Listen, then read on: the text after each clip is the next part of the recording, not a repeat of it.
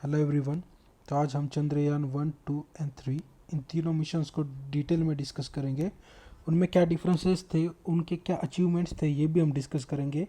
आपको पता है कि हाल फिलहाल में चंद्रयान 3 जो है वो मून के साउथ पोल पर सक्सेसफुली जो है वो लैंड कर चुका है। इस वजह से ये तीनों के तीनों जो मिशंस है वो इम्पोर्टेंट हो जाते थे। तो हम आज तीनों को डिस्कस करेंगे। जो शुरुआत जो होती है वो होती है चंद्रयान 1 से, जो 2008 में लॉन्च किया गया था। और ये जो चंद्रयान मिशन 1 था ये एक ऑर्बिटर मिशन था। ऑर्बिटर मिशन मतलब ये जो यान जो हम भेजेंगे जिसे सैटेलाइट कहते हैं, वो जो है वो चांद के बस ऑर्बिट में घूमेगा, उसे ऑब्जर्व करेगा। ठीक है। लेकिन चंद्रयान 1 की एक मेजर माइलस्टोन ये थी कि जो चंद्रयान 1 था उसने मून पर वाटर मॉलिक्यूल्स और हाइड्रोक्सिल मॉलिक्यूल्स को जो है वो फाउंड कर लिया था। अगर क्वेश्चन अराइज करता है कि अगर वो सिर्फ ऑर्बिटर मिशन था तो how Chandrayaan 1 founded the water on the moon. तो जो चंद्रयान 1 था उसमें एक स्पेशल डिवाइस था जिसे हम कहते हैं मून इम्पैक्ट प्रोब। ये जो इम्पैक्ट वर्ड है ये बहुत इंपॉर्टेंट हो जाता है क्योंकि हाल फिलहाल में चंद्रयान 3 ने जो है वो सॉफ्ट लैंडिंग की है। इम्पैक्ट का मतलब होता है कि जो डिवाइस है वो सीधा सीधा मून पे जाके क्रैश करेगा। तो ये चंद्रयान 1 जो था उसमें एक डिवाइस था, वो जो है वो इजेक्ट करके मून के सरफेस पे जाके सीधा क्रैश हो गया। और ये जो डिस्टेंस है मून के सरफेस और ये डिवाइस में, तो उसके बीच में उसने कुछ फाइंडिंग्स की। उसमें जो एग्जोस्फीयर होता है मून का उसमें उसे वाटर मॉलिक्यूल्स और हाइड्रोक्सिल मॉलिक्यूल्स मिले। वाटर इसलिए इंपॉर्टेंट हो जाता है कि जहाँ पर भी वाटर होता है वहाँ पर लाइफ की पॉसिबिलिटीज़ हो जाती है या फिर लाइफ वहाँ पर एग्जिस्ट कर चुकी होंगी, ऐसा कुछ संभावना होती है। तो इस वजह से ये जो थी ये बहुत बड़ी डिस्कवरी थी और यही डिस्कवरी आगे चल के इसरो को जो है वो मोटिवेट करती है कि वो चंद्रयान की तरफ और मिशन भेजे। इसके बाद इसरो जो है वो चंद्रयान 2 और 3 भेजता है। ठीक है। और इसी की तरह चंद्रयान 1 ने जो है वो अंडरग्राउंड लावा ट्यूब जो होते हैं वो भी उसकी मैपिंग कर ली थी। ठीक है। तो ये जो चंद्रयान 1 है इसकी मेजर डिस्कवरी जो थी वो थी finding of the water molecules. अब हम चंद्रयान 2 के बारे में डिस्कस करते हैं। जो चंद्रयान 2 है वो 2019 में लॉन्च किया गया था। ये ऑर्बिटर मिशन था, लैंडर था और रोवर था। मतलब जो सैटेलाइट है वो चांद की तरफ जाएगा, वहाँ पर एक ऑर्बिटर रहेगा, ऑर्बिटर से एक लैंड करेगा, लैंडर पर मून के सरफेस पर एक लैंड करेगा और उस लैंडर में से एक रोवर आएगा बाहर और वो मून के सरफेस पर रोटेट करेगा या फिर वहाँ पर फाइंडिंग्स करेगा। लेकिन दिक्कत ये हुई कि जो ये अपना 2019 का मिशन था वो बस कुछ ही किलोमीटर ऊपर जो मून के सरफेस पर टच डाउन करने से पहले क्रैश हो गया। ठीक है। तो हम आगे चल के देखेंगे कि वो क्रैश क्यों हुआ, कैसे हुआ। ये मैंने आपके लिए एक वीडियो भी डाली है। इसके पेलोड्स देख लेते। ये जो चंद्रयान 2 था उसमें जो पेलोड्स थे वो थे x-ray fluorescence spectrography to study the element of the surface. क्योंकि रोवर था तो हम जो मून का सरफेस है उसको जो है वो उसके एलिमेंट हम स्टडी करना चाहते थे, इसलिए एक्सरे फ्लोरोसेंस स्पेक्ट्रोग्राफी थी। सोलर एक्सट्रो मॉनिटर था ताकि सन का जो कोरोना है मतलब सन के रेडिएशन जो है वो मून पर कैसे वर्क करते हैं, सोलर माइक्रो फ्रेम्स किस तरह से वहाँ पर वर्क करती है, इसके स्टडी के लिए। उसके बाद सिंथेटिक एपरेचर रडार भी था ताकि कुछ किलोमीटर पर्यंत अगर हम कुछ फ्यू मीटर्स तक अगर हम मून का सरफेस को जो है वो वाटर मॉलिक्यूल्स आइस को फाउंड कर सके। ठीक है। तो इस मिशन में भी जो अपना चंद्रयान 2 था उसका लैंडर तो क्रैश हो गया, लेकिन इसके बावजूद भी उन्होंने जो अपना ऑर्बिटर था उसने कुछ मिनरल्स को जो है वो मैप कर लिया था। ठीक है। तो जो ये मिशन था इसका आप वीडियो देख लीजिए।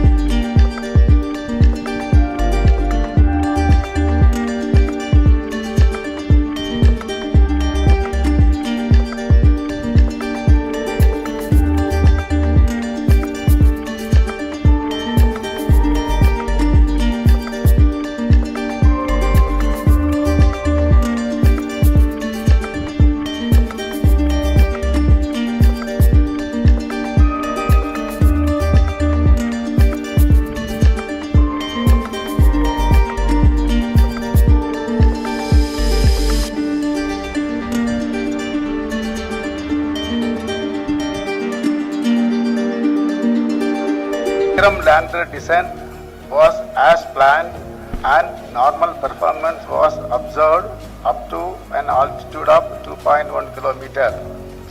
Subsequently, the communications from the lander to ground station was lost. तो चंद्रयान 2 जो था उसका जो है वो क्रैश कर गया था। इस वजह से इसरो को मोटिवेशन मिला, अपनी मिस्टेक से वो सीखे और उन्होंने चंद्रयान 3 लॉन्च कर दिया। ठीक है, उन्होंने चंद्रयान 2 की जो खामियां थी उसको दूर किया, जैसे कि उन्होंने जो मनोवरिंग एबिलिटी थी उसको बढ़ाया, इसके बाद उसके जो लेग्स थे उसको स्ट्रेंथन किया, उसमें फ्यूल कैपेसिटी बढ़ाई ताकि अगर लास्ट मोमेंट पर अगर कुछ मिसअप हो जाए उनके पास प्लान भी रेडी था। मतलब वो लैंडर था उसको कहीं भी भेज सकते थे अगर फिर से वही दिक्कत आती थी। उन्होंने इस बार जो सोलर पैनल्स थे वो चारों साइड को लगाए ताकि उसकी जो ड्यूरेशन है वो बढ़ा सके हम। ठीक है, तो ये सारी चीज़ों के बाद इसरो ने जो है वो चंद्रयान 3 लॉन्च कर दिया। तो India become the 4th nation to send the mission to the moon and successfully land on it. लेकिन इंडिया जो है वो फर्स्ट नेशन बना है जिसने साउथ पोल पर सॉफ्ट लैंडिंग अचीव की है। इससे पहले यूएसएसआर ने भी सॉफ्ट लैंडिंग अचीव की है लेकिन वो साउथ पोल पे नहीं थी। ठीक है, तो साउथ पोल पर इंडिया फर्स्ट नेशन बना है जिसने सॉफ्ट लैंडिंग अचीव कर ली है। तो हम चंद्रयान 3 के कंपोनेंट्स देखते हैं। 2 कंपोनेंट्स या फिर मॉड्यूल कह सकते हैं आप। सबसे पहला जो है वो प्रोपल्शन मॉड्यूल जिसमें जो है वो लैंडर रहेगा। ठीक है, और दूसरा है जो वो लैंडर मॉड्यूल जिसमें जो है वो रोवर के साथ साथ लैंडर भी रहेगा। ठीक है, तो ये इंटीग्रेटेड मॉड्यूल है। ये जो पार्ट है ये इसका प्रोपल्शन मॉड्यूल है।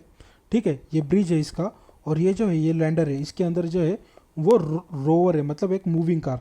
ठीक है, तो ये सेपरेट हो जाएगा ये दोनों पार्ट्स, और ये जो है ये ऑर्बिट में घूमता रहेगा मून के, और ये मून पे जाके लैंड करेगा। ये मून पे जाके लैंड करेगा और ये ऑर्बिट में घूमता रहेगा। और इसके अंदर भी एक पेलोड डाला हुआ है जिसे हम शेप कहते हैं। ये भी इंपॉर्टेंट है कि ये भी आगे चल के इसरो के लिए कुछ रिसर्च करेगा। ठीक है, तो ये जो है ये अपना लैंडर है, ये ऐसे लैंड करेगा मून के ऊपर। अभी जो लैंड कर चुका है एक्चुअली। इसके अंदर से एक रोवर आएगा जो एक लूनर डे मतलब 14 डेज के लिए वहाँ पर ऑपरेट करेगा और फाइंडिंग्स करेगा। सॉइल कैसी है, उसके एलिमेंट्स क्या है, उसके कंपोनेंट्स क्या है, और सारी चीज़ें वो सर्च करेगा। ठीक है, तो ऑब्जेक्टिव्स क्या थे चंद्रयान 3 भेजने के? सिंपल थे कि सेफ और सॉफ्ट लैंडिंग लूनर सरफेस पे अचीव किया जाए और demonstrate the rover roving on the moon, मतलब डेमोस्ट्रेट किया जाए कि हम रोवर को किस हद तक मैनेज कर सकते हैं मून पर। और इन सितु साइंटिफिक एक्सपेरिमेंट, इन सितु मतलब ऑन साइट, जहाँ पर भी वो रोवर जाएगा वहाँ पर वो साइंटिफिक एक्सपेरिमेंट कंडक्ट करेगा। तो जो लैंडर है जो मून पे अभी टच डाउन हुआ है उसके पेलोड्स क्या थे? उसमें था चंद्रा सरफेस थर्मोफिजिकल एक्सपेरिमेंट, ताकि जो थर्मल कंडक्टिविटी और मून का टेम्परेचर है उसे मेजर कर सके। सेकंड जो था उसमें इल्सा कहते हैं जिसे instrument for Luna seismic activity, जो सिस्मिसिटी को लैंडिंग साइट पर मेजर करेगा। मतलब सिस्मिसिटी मतलब क्या मून के अंदर कोई कंपन अर्थवेक जैसा कुछ हो रहा है कि नहीं। Third is a Langmuir probe to estimate the plasma density और इट्स वेरिएशन। फोर्थ जो कंपोनेंट है वो नासा ने जो है वो चंद्रयान 3 में डाला है जिसे हम लेज़र रेट्रो रिफ्लेक्टर एरे कहते हैं, जिसकी वजह से जो है वो लूनर लेज़र रेंजिंग की स्टडीज़ नासा कर पाएगा। और नासा ने इस कंपोनेंट को भी इसमें लैंडर में इंटीग्रेट करवाया है। ठीक है, अब जो रोवर है जो लैंडर करने के बाद उसमें से बाहर आएगा उसमें भी 2 पेलोड्स है। एक है लिप्स करके जैसे लेज़र इंड्यूस्ड ब्रेकडाउन स्पेक्ट्रोस्कोप, जिससे क्या होगा कि जो सॉइल है मून की उसकी केमिकल कंपोजिशन और मिनरोलॉजिकल कंपोजिशन वो लूनर सरफेस के जो है वो स्टडी कर पाएगा। दूसरा जो है अल्फा पार्टिकल एक्सरे स्पेक्ट्रोमीटर, जिससे एलिमेंट की कंपोजिशन क्या है सॉइल पर, उसमें कौन से एलिमेंट्स है उसकी जो है वो लूनर जो रोवर है वो स्टडी करेगा। और जो प्रोपल्शन मॉड्यूल सिस्टम है पेलोड, मतलब आपको कहा कि वो जो इंटीग्रेटेड मॉड्यूल है, एक जो मून के सरफेस पर लैंड कर चुका है और दूसरा जो ऑर्बिट करेगा, उसमें एक शेप कर पे जो पेलोड है मतलब स्पेक्ट्रोपोलारिटी ऑफ हैबिटेबल प्लैनेट अर्थ, जिसके मतलब ये है कि ये जो डिवाइस है जो पेलोड है ऑर्बिट में घूमता रहेगा, ये फ्यूचर डिस्कवरीज करेगा स्मॉलर प्लैनेट के लिए, जिससे लाइट रिफ्लेक्ट होकर आएगी ताकि हम ये पता लगा सके कि ऐसा कोई एक्सो प्लैनेट है जिसमें हैबिटेबिलिटी मतलब लाइफ पॉसिबल है। तो ये स्टडी वो जो शेप है वो करता रहेगा। ठीक है, तो थैंक यू सो मच।